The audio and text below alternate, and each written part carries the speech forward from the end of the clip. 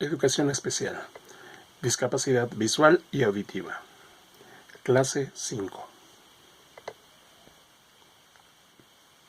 En esta clase veremos lo que es eugenesia.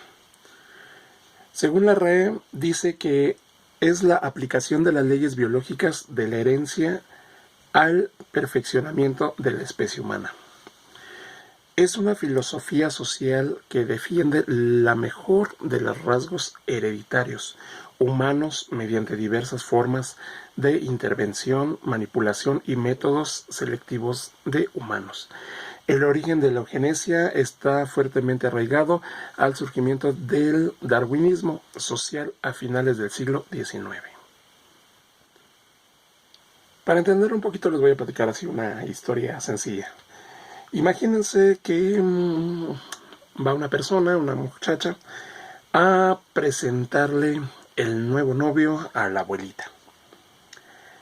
Entonces, pues llega muy entusiasmado y pues le dice a la abuelita: abuelita, ¿qué creen? Que le vengo a presentar a mi nuevo novio.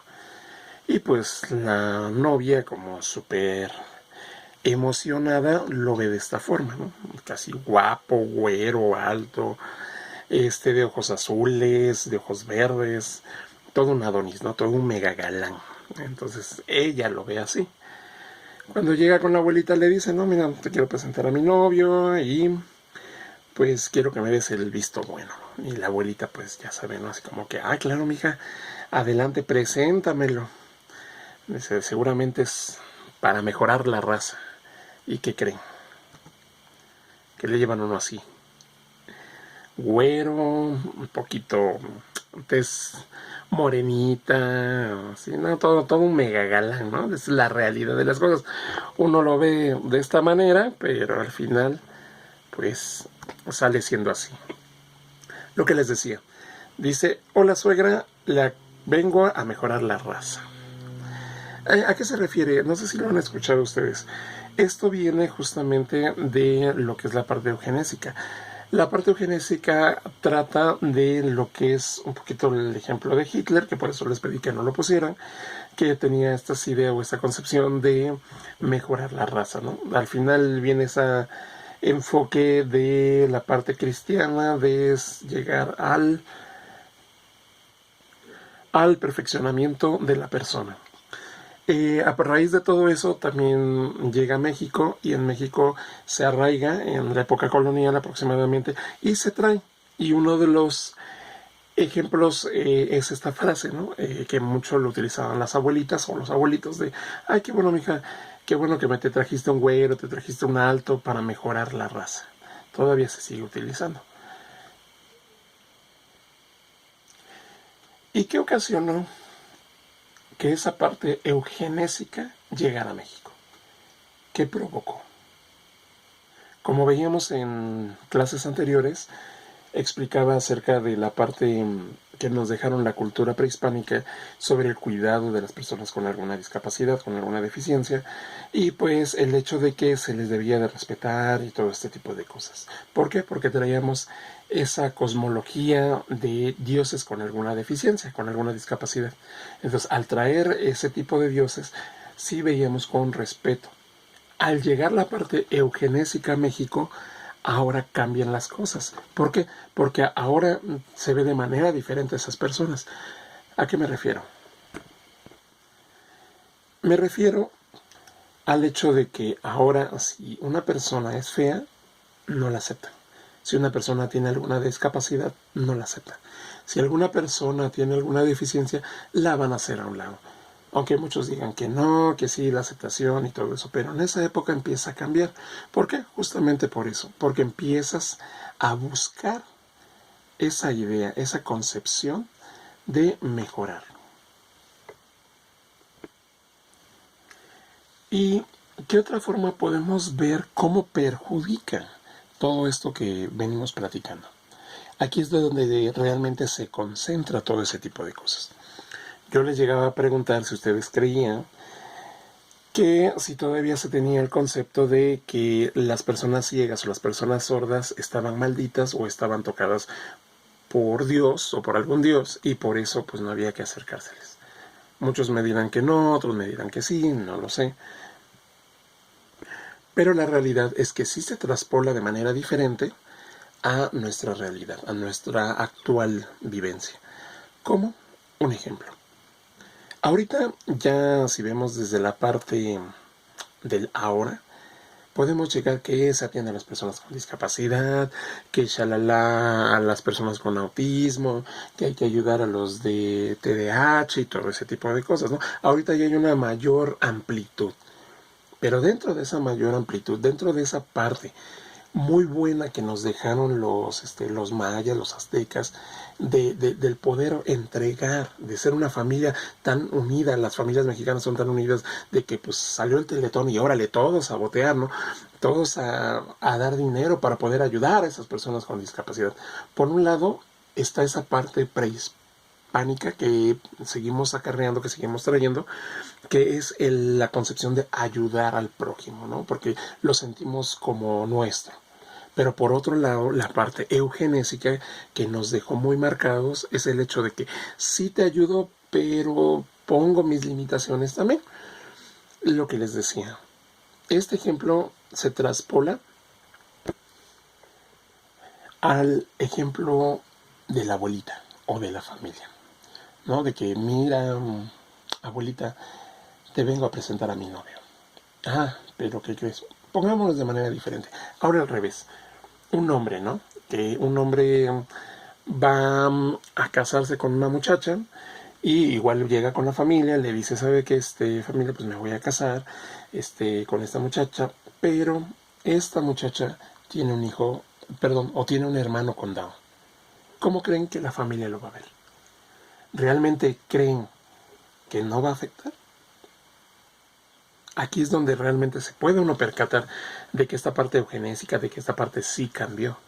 Sí, de que todavía seguimos creyendo, porque muchos van a decir, no, hijo, no te cases con esa muchacha porque tienen un hijo con Down, perdón, un hermano con Down. ¿Cómo van a nacer tus hijos? Van a nacer con Down.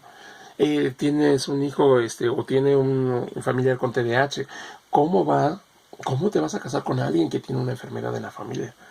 Todavía hay muchas familias arraigadas aquí en México, las cuales siguen con ese tipo de estereotipos.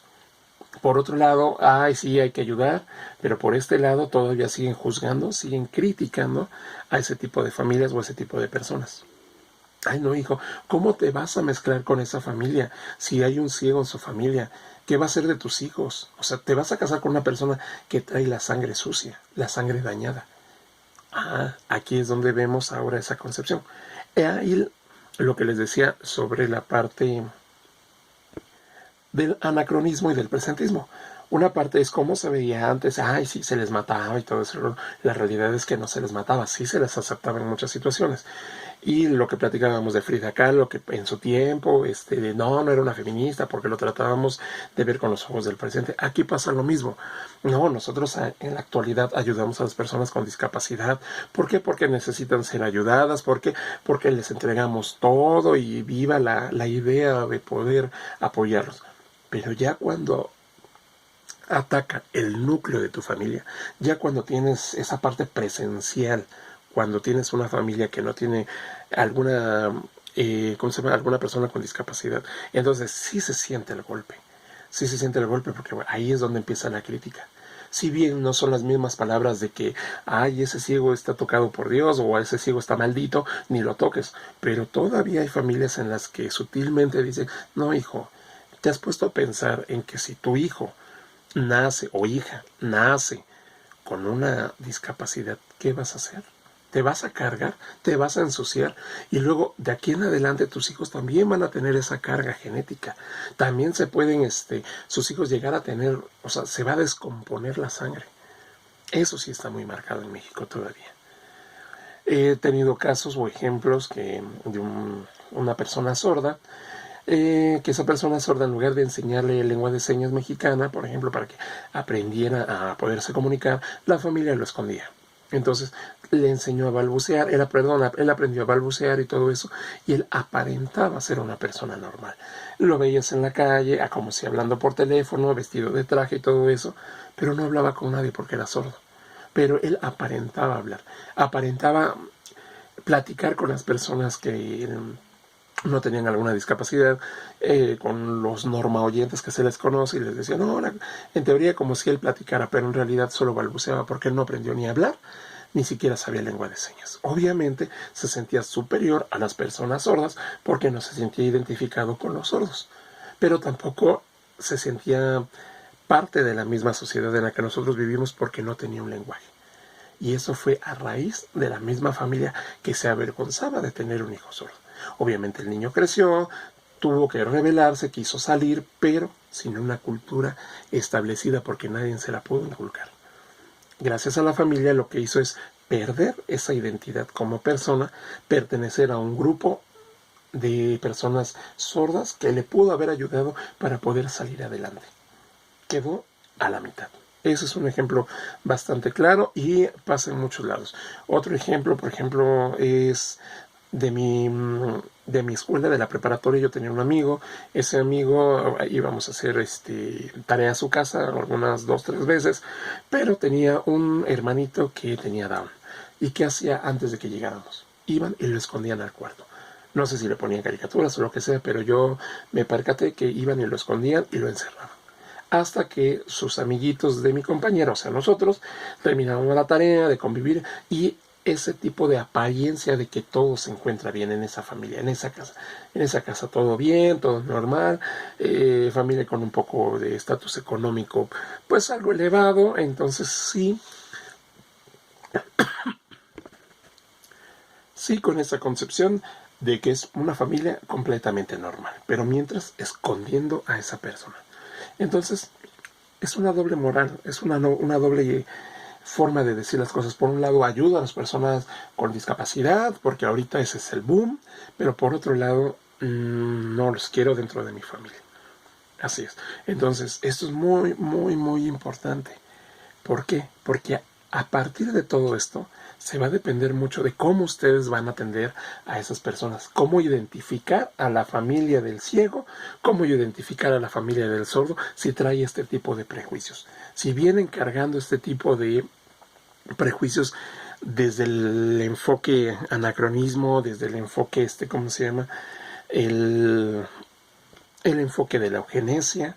Entonces sí trae arraigado mucho este tipo de ideologías. Para empezar también a trabajar no solo en el niño, ya sea ciego o ya sea sordo, sino también en la propia familia. Esa parte de aceptación y del entorno en el que vive, que es bastante, bastante difícil. Ustedes lo pueden observar en la parte de afuera, en la calle, como que, sí le doy un peso a esa persona que está ciega, sorda, con alguna discapacidad, pero nada más, ¿no? Y ya me siento bien. ¿Por qué? Porque apoyé a esa persona con discapacidad. Pero la realidad, ¿cuál es? Que tú no podrías afrontar tener una familia así. Los que la afrontan, lo vamos a ver más adelante, esa parte de tanatología, de proceso de duelo que vive la familia, tan difícil, tan complicado, y más si no hay profesionales que los puedan realmente guiar. Eso es importante. Ese es el enfoque que quiero que ustedes vean, que ustedes aprendan para poder trabajar con ellos. Muy bien, aquí termina la clase. Espero les haya gustado. Si tienen dudas o preguntas, estoy a sus órdenes.